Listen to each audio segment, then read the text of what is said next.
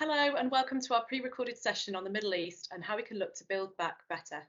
My name is Jill Davis and I'm the Joint Managing Director here at SLC Representation. I'm delighted to be bringing you two sessions today, one from Anna Au-Yeung, the Global Head of Destination Marketing at Travelport, who will be sharing the search and booking trends that Travelport are seeing from UK to the Middle East. I'm also delighted to be sharing a Q&A with Lisa McAuley, Managing Director of B2B Tour Operations at Dnata Travel Europe, looking at the booking patterns and trends that Dnata are seeing from the UK. By way of introduction, I wanted to give you some key facts from the UK market that should be influencing your strategy here. Firstly, our vaccine rollout. Our government have issued close to 77 million vaccinations. That is to say that 84% of our adult population have received their first jab, and now 62% of adults have received both jabs. We stand to be one of the first countries globally to fully vaccinate its adults population and be ready for international travel. We're close to the final release from lockdown and the easing of all our local restrictions, which is currently scheduled for mid-July.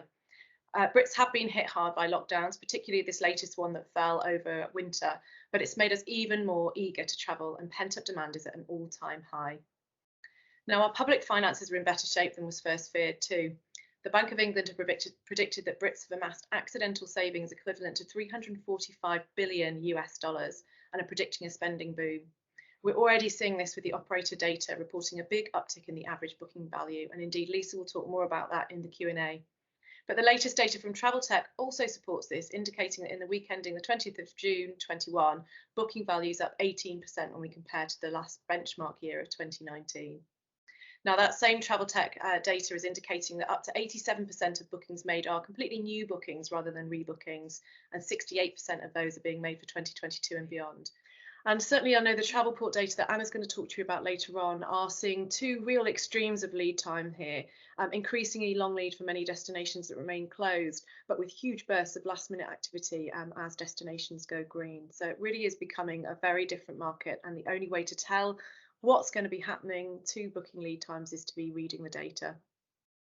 Now, I'm sure you've heard about our government's traffic light scheme, so putting countries either on red, amber or green, depending on three main factors: the local infection rates, the local vaccination progress, and also the prevalence of variants of concern.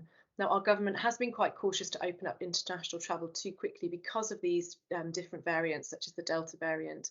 But we do now have a clear scheme in place, and a few things are becoming even clearer. Firstly, that Brits have shown a willingness to still travel to amber countries, and whilst you still have to quarantine at home for 10 days once you return from travel, this has proved to be quite a small sacrifice, outweighed by the enormous benefit of enjoying a much needed holiday. And also the possibility that across many different countries, that rules will be relaxed quite significantly for those that have had 2 vaccine doses. It's being mooted for people arriving back into the UK that if they've had both vaccinations, that they will have fewer restrictions. And of course, many countries, including Iceland, Malta and France, have already introduced this for arrivals into the country who've been double vaccinated, being exempt from the rules. So we think this will be a real boost to our recovery as a nation leading the way with its vaccination programme. We're going to be in a very strong position to travel. So in summary, Brits are desperate to travel. Brits will be fully vaccinated before many other markets. Brits have money to spend, and with thanks to these flexible booking policies, and Brits are booking new travel itineraries now with higher booking values and for 2022 and beyond. So whilst Middle Eastern borders are still largely closed, I would really urge you to start thinking about your UK activity and thinking about what's going to happen when those borders do open. However small the efforts, be proactive now.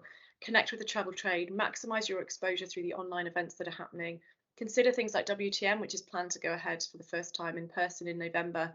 Thinking about all the partnerships that you can forge now so that when we turn green, they're ready to go and you can switch them on overnight. If you need support with any of your activity or we'd simply like to have a chat over a coffee, please do not hesitate to get in touch. We're always happy to help. Thank you very much and enjoy the rest of the session.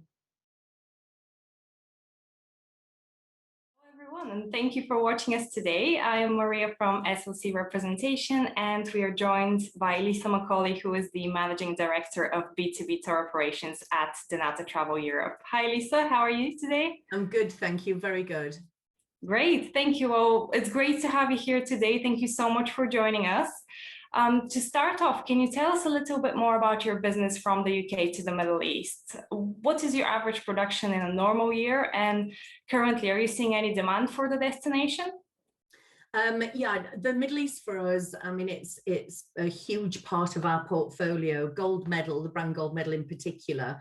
We really helped put Dubai as an example on the map.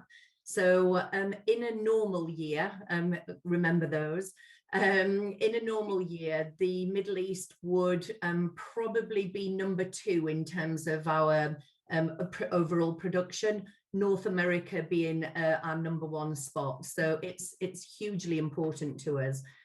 In terms of current demand, we are still seeing inquiries, yes, albeit on a much lower level. But that's not just to the Middle East, that's across everywhere. And that's really just a sign of the times with regards to, the current challenges that we're all facing with respect to consumer sentiment and consumer confidence in the travel industry. But we are still seeing inquiries. Oh, that's brilliant. So it's great to hear how big the Middle East is for you and that there's still inquiries coming through. And in terms of lead booking times for holidays to the Middle East, do you think anything has really changed? Obviously, we've had so many different announcements with regards to the green, amber, red lists. Do you think that has really impacted the traveler? Are they booking Middle East quite far in advance? Or are they booking quite last minute, hoping that there would be any changes? Ordinarily, we would see a blend of short lead times and longer lead times.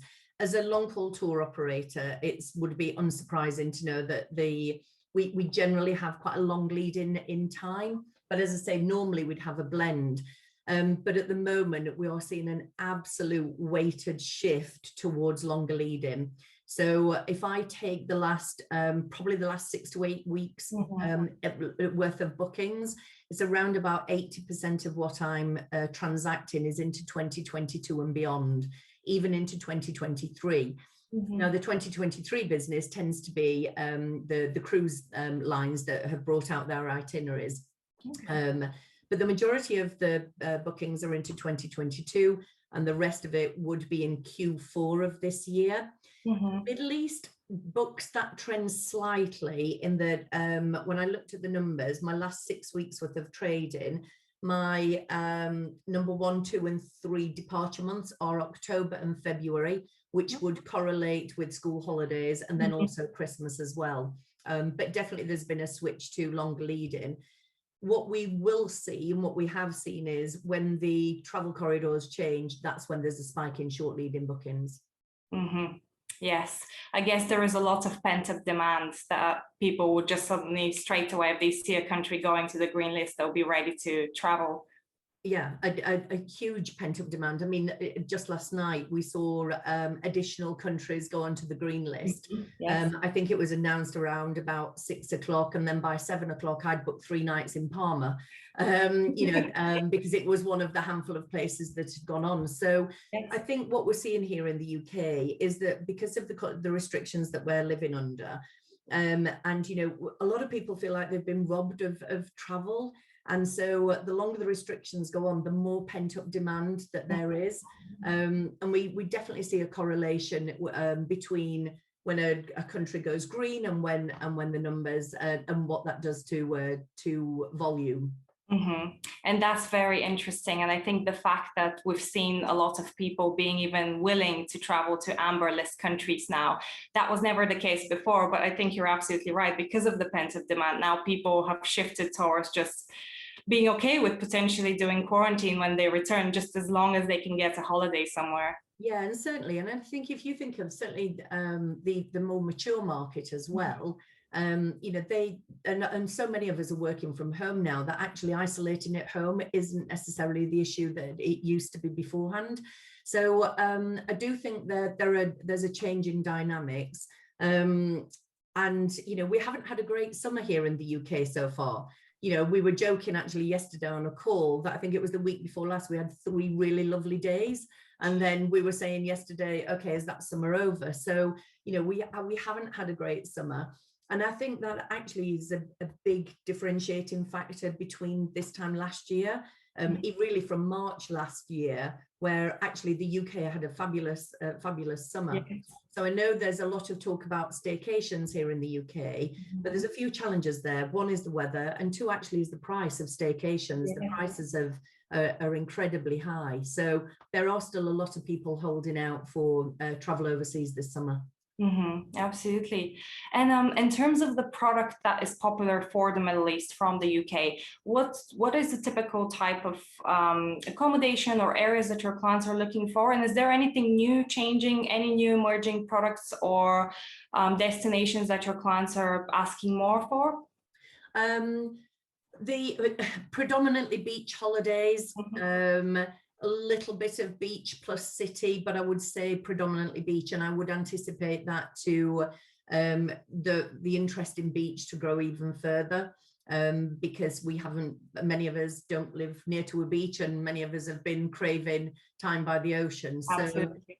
Yeah, so I think certainly beach holidays. The pandemic hasn't stopped us in terms of new product development. So there are new destinations, emerging destinations like Saudi Arabia that we're considering. We've never sold Israel before, so we're looking at that. But there are challenges with those destinations as well. So what we are finding is that people are interested in going back to somewhere that they know, and maybe they've visited before. And definitely the level of cleanliness and health and safety protocols is absolutely making a difference to what people are inquiring about. Absolutely, completely agree. And obviously, as we discussed this a bit earlier, but we didn't really have any more news about the Middle East last night, but hopefully, fingers crossed, in the coming months. So he talks about the leading time to going to the Middle East. But if, say, in a couple of weeks, we had the Middle East added to the green list, what do you think that would do? How do you think the rest of summer would look like for the Middle East and for you guys? So we've got absolute empirical evidence here because we've been here before. So I was digging out some numbers and data to see what happened in November 2020, when we had exactly the same situation, and the UAE went onto the green list in November. When I looked at a week on week, so week before when it was on the red list, moving to a green list, we saw an instant spike, and it was 290% up in terms of sales week on week. And in the first 3 days of the destination going onto a green list, we did an incremental 800 room nights, so produced an incremental 800 room nights. So now, obviously the difference, and again, I was one of those people who booked. So I actually at Christmas spent 2 weeks in the Middle East, and booked literally as soon as it went on the green list. So I think one of the challenges that we've got is that, of course, when that happened last time, it was November, perfect time of the year to visit the Middle East. If the Middle East goes on to a green list in the next few weeks, brilliant, but we've got to remember it's summer. So, and there are obviously some challenges, not least the heat, in terms of the what the consumer will and the guest experiences when they're out there. But all I can, the data that I've got shows me that there's an absolute correlation between a destination being open and then a spike in inquiries. I've already seen it this morning with regards to the bookings that we're taking based on last night's announcement.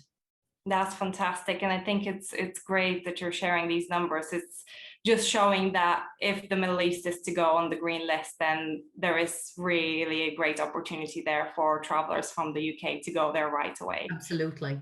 And in terms of the PCR tests, what do you currently do to support your customers? So we have on the Gold Medal website, we've got what we call the COVID Hub. And on there, all of the information sits on there, and we're a B2B operator. So obviously our communication is with the travel agent. We have got deals in place with testing providers. But what I'm seeing more generally across the UK is that most travel agents now have got, or actually some of including some of the airlines, and most tour operators, not just ourselves, have actually done deals with testing providers. So, and there's 3 or 4 that most of us are using, and we have negotiated discounts directly with them to try and bring the overall cost of testing down. So again, You know, I'm living this at the moment because of the trip I booked last night. And, you know, I've just gone through last night the process of purchasing the tests and undertaking those. And actually, it's really not as onerous as I thought it was going to be. You know, that's been a definite shift, because when I travelled in December, I had to travel to Leeds from Sheffield, which is around about 35 miles from where I live. I had to go to a clinic. It cost me 3 times as much as the test that I will be doing in a couple of weeks' time to go to Parma. So the cost of testing is coming down. I think it can come down further. But also, you know, school children are taking tests 2-3 times a week. So as a nation, we've just become more used to testing. So it's still not ideal, but it's something we've just learned to live with and accept if you want to travel overseas. But all of our information, we've made it a huge priority of ours to contain as much information as possible with regards to health and safety protocols, testing regimes on the website, so that the information literally is there at a touch of a button. Yes, and this is great, and I think it's very important. As simplified as this process can be, it's just the better for our consumers, and I think it wouldn't push people away from being too scared with how potentially difficult this whole process can be. And certainly, I mean, to return to the UK at the moment, you need to take a test in resort. Now that may change. You know, there's talk of the moment of an announcement potentially of allowing people who've been double vaccinated to come back into the UK without isolating, even if the destination is on the amber list. There isn't yet talk about dropping the testing in destination before you come back to the UK. But what we have seen is that there are not so many, but a handful of destinations or resorts that are undertaking those testings within the hotel itself or within an easily reachable clinic. Yes.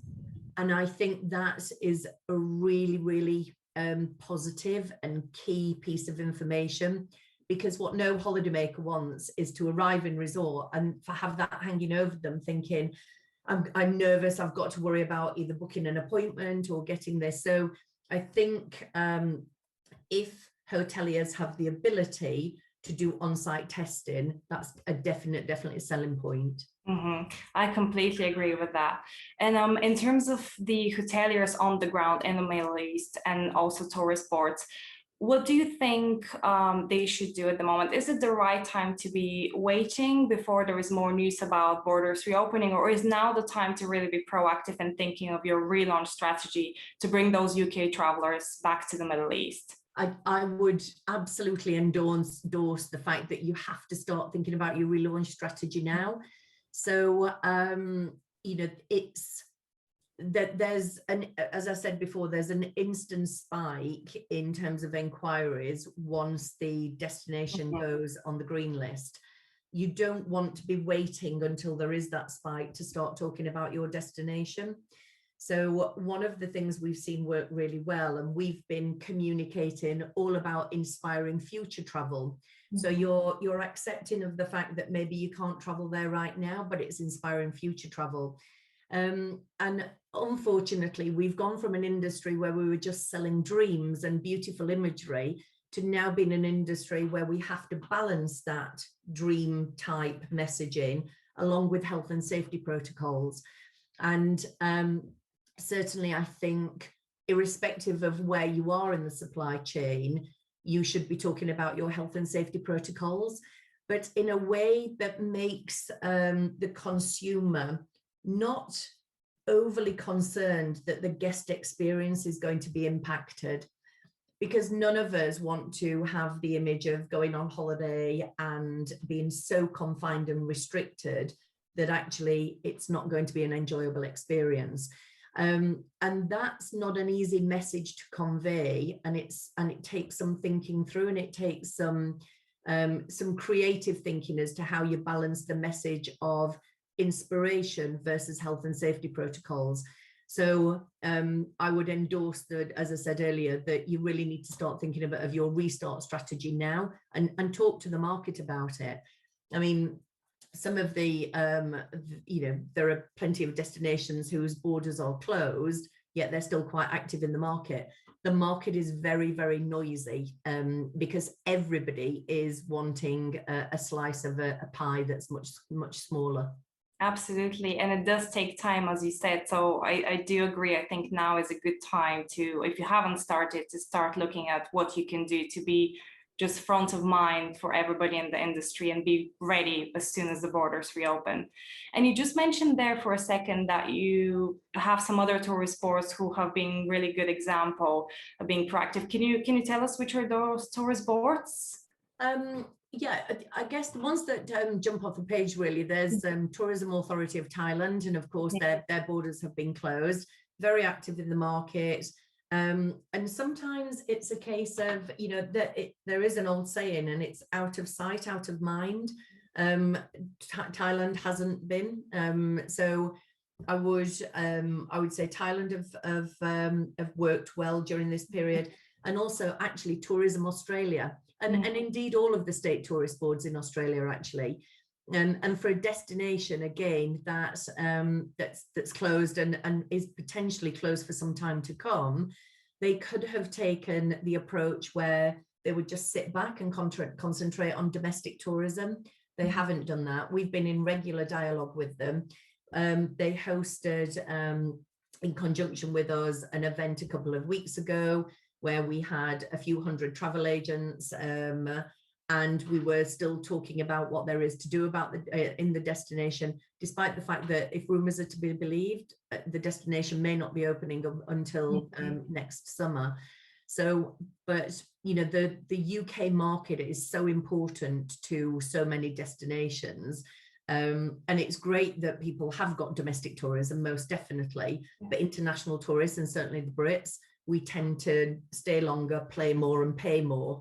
So, I know what a key market it is. So it is, don't take the approach of being quiet, because you will very soon be out of sight, out of mind.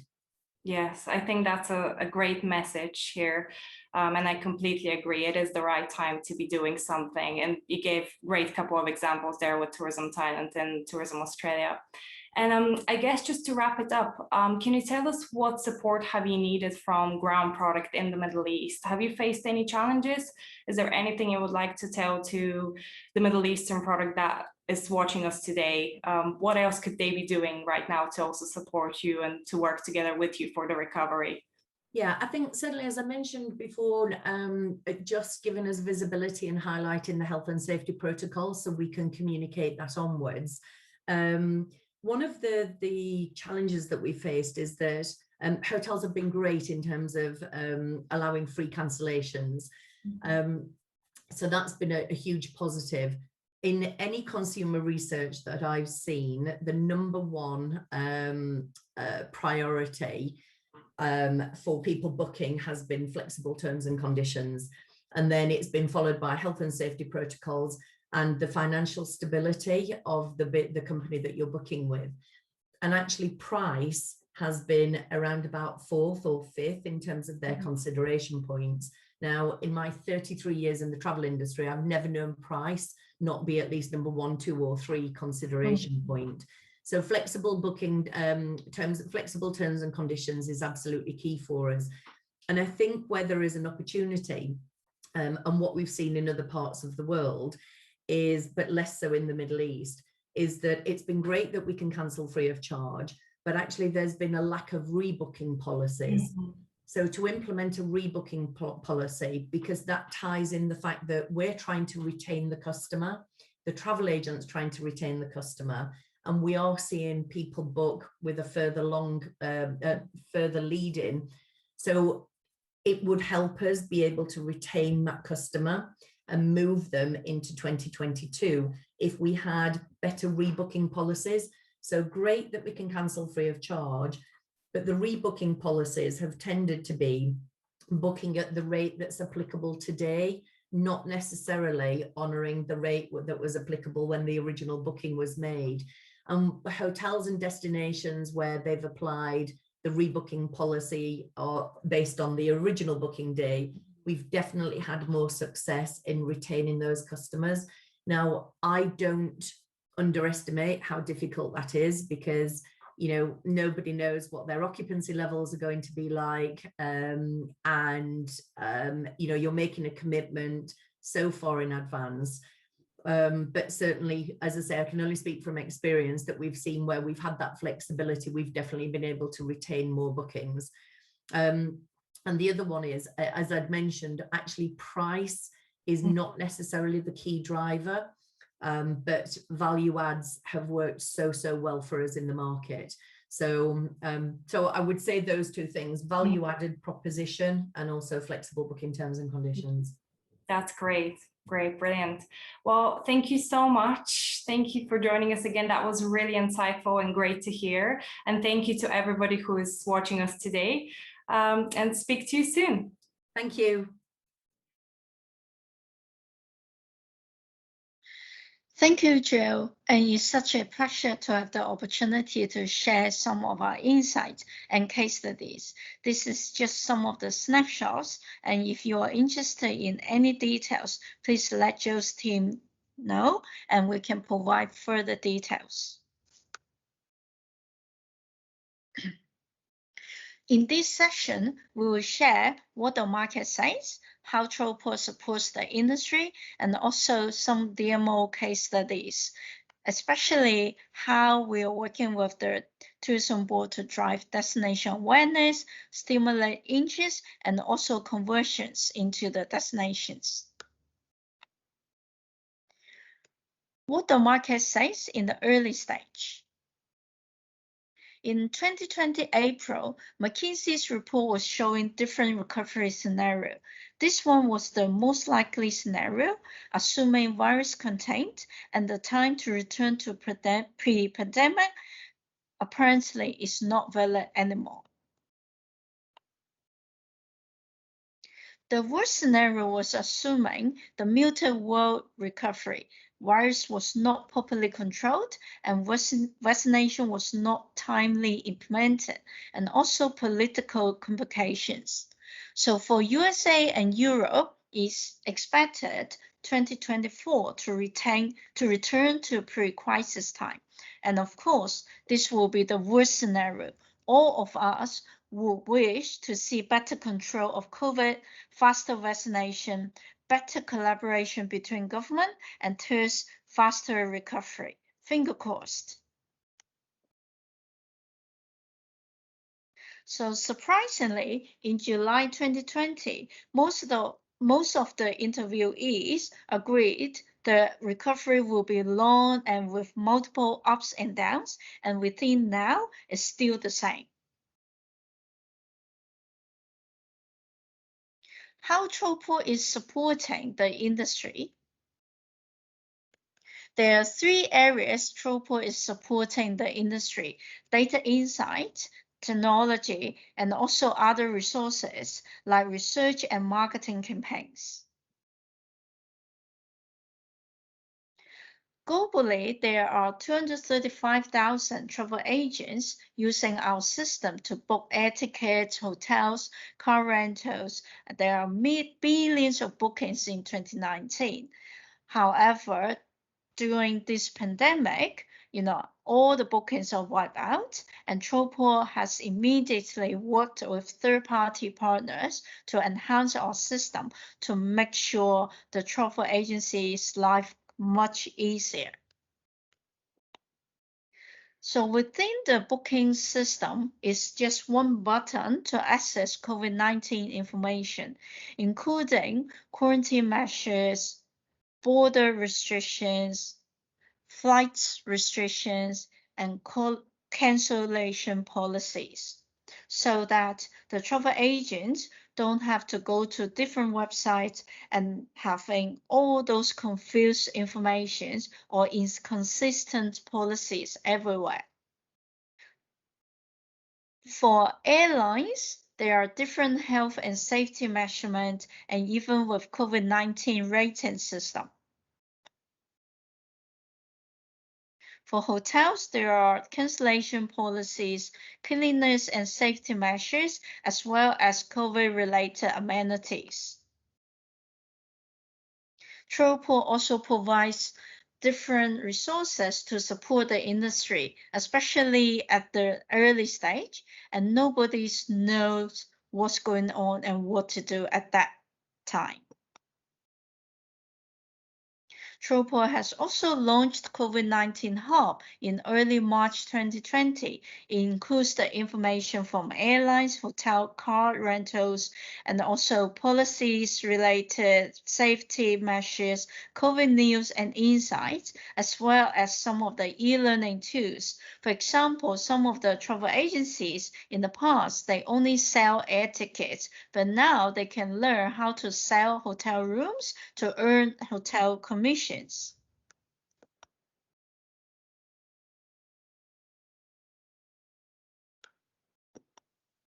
So Travelport also have conducted some research to identify the key insights to develop the recovery guide.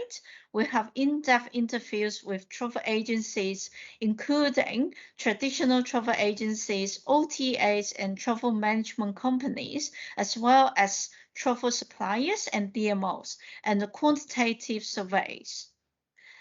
There are 5,000 quantitative surveys to travelers who have traveled at least once in 2019.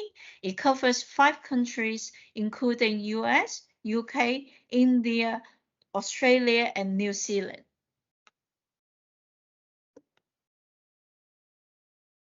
The insights we've got from DMOs, their roles are changing, channels are changing, travel agents become more important than ever. Among the youngster age between 18 to 38, 35% of them shared they're more likely to use travel agents to use during COVID. And 65% of them use travel agents because the travel agents can provide the most updated travel safety, travel restrictions informations. So restoring traveler confidence, some areas are more important, like vaccine is critical, and also the travelers have different purpose of visit, like visit family and friends are 68%, 59% showing outdoor and nature. For DMO recovery strategies, promote unique travel experiences is especially important, and also how they can write on data from strategic partnership. For hotels, enhancing cleaning and safety measures are the top important factors to rebuild confidence. What are the new normals? Deeper cleanliness, speed up the adoption of continence, and more important, and more technology within the customer journey. So for hotel recovery strategies, minimize the touch points at arrivals, social distancing within the hotels, and maintain flexibility within cancellation policies or any services. And 70% of the hotels actually have expressed they have allocated budget for external data. During the critical situation, the downturn strategy will be in 4 phases.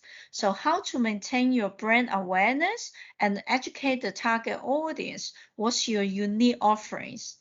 What are the key factors to rebuild travel confidence, especially work with all partners or stakeholders to have consistent messages. So core market might change from previous years, be flexible and agile to get ready to switch on and switch off. So if everything works right, the conversions will be definitely there. So in this session, I'll share with you how we use the data insights to identify the risks and opportunities to help the industry to better understand the situation and impact so that they can have better planning and make sound decisions. So Travelport Destination Insight is actually using MIDT data, including all GDS, not just Travelport's data. So it's significantly representing from 30 to 50% of market size in different markets. Let's first look at the overall UK market air bookings. So it's slowly recovering at around 35% of 2020 year to date. So Middle East is one of the regions at better recovery and bounced back around 74%, and recovery was ahead of Asia, Europe, and North America. Compared to the same period of last year, it dropped 26% versus overall UK outbound dropped at 65%. So let's look at what are the top 20 destinations of UK outbound. USA was still the top international destinations, but UAE remained the third, which dropped at 19%. When we zoom into the travel pattern, it's observed that booking lead time in general are increasing. UAE increased from 115 days to 162 days. For the length of trip, UAE remained the same of 13 days. So let's zoom into UK outbound into Middle East. Just like what I've mentioned, it bounced back to 74% of same period last year. And if we look at there are a couple of markets which are recovering much faster than any other destinations like Egypt, Iraq, Israel, Lebanon, and UAE. Overall air searches still at around 18% of last year, while UAE, Turkey bounced back around 20%. Israel, Iraq, Lebanon shows better recovery with over 30%. And Saudi, Qatar, and Oman still at minimum level around 6 and 7% only. The trend of average booking lead time of air search is mixed. Few destinations shows increased booking lead time, others shows shorter booking lead time.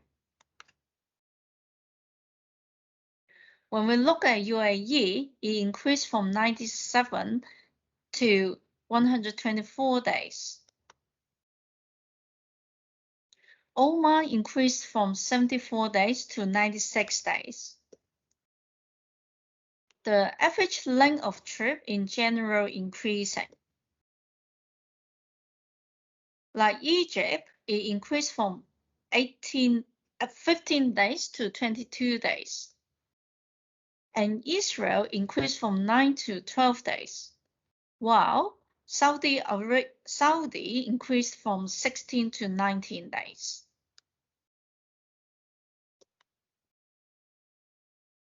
Let's look at hotel booking trend. It's recovering slowly and only at around 20% of last year. For hotel search, it's slightly better than booking trends, around 25% of last year. Let's zoom into hotel searches into individual destination in Middle East. Hotel searches are recovering much faster in some destinations, such as Armenia, Georgia, Iraq, and Lebanon. Key markets like UAE, Turkey are still behind same period of last year at minus 44% and minus 54%. all the charts are just some snapshots. We can zoom into individual destination and compare with its competitor destinations. So if you need more information, please do let us know.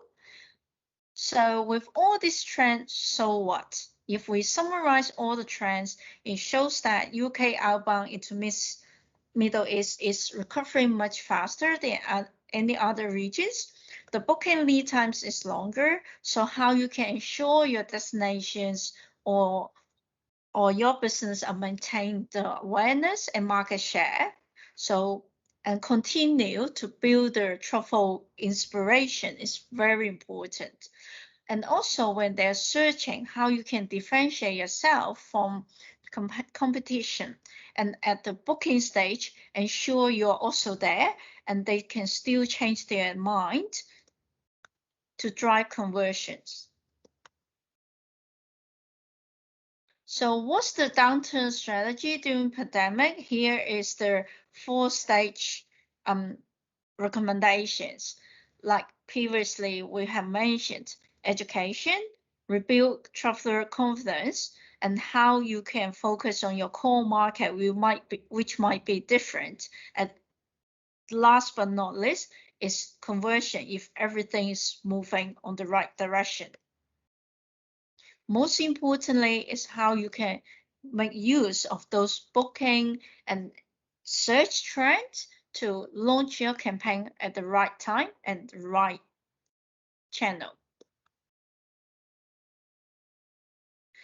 So Travelport also work with tourism boards as well as travel suppliers to drive destination awareness, build online education program, as well as drive booking conversions. Here is the case studies, how we target the right market and identify the opportunities. In this campaign, the main objectives are to educate the travel agents the unique and in-depth travel experiences in Abu Dhabi, and to drive longer length of stay and promote Abu Dhabi as a must-stop over destination. We've built an online program to learn the unique itineraries in Abu Dhabi, at the same time to collect the travel agents' database for DMO or stakeholders for future use. Some unique itineraries by themes or by length of trips. We also solicit special deals with key partners from airlines, hotels, or car rental companies. So collaboration is very important.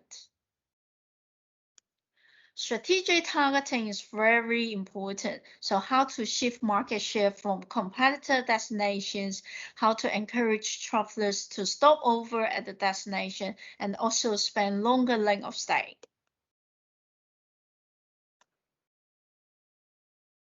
Some other examples were built online training program for India Tourism Board. The main objectives are incentivize the travel agent to learn the in-depth and unique travel experiences with different themes, from cultural festivals to natural landscapes, and highlight different itineraries in different regions and each region with its unique experiences. For Europe, for example, this one's joint campaign with ETC, Germany National Tourism Board, and Visit Flanders to drive interest and travel in the future to ensure Europe is on the top of mind and stimulate the interest.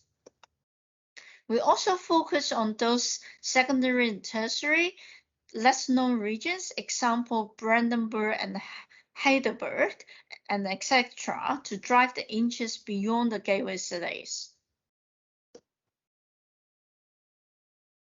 When the travel restrictions being relaxed, and we will kick off the promotion of hotels, airports, and airlines. To summarize today's presentation, the downturn strategy will be in 4 phases: education, rebuild the traveler confidence, and also focus on or redefine your core markets. If everything all right, conversion will be there. Most importantly, how to write on the data, the booking and also search trend, and be flexible, be agile, and collaboration. Thank you very much.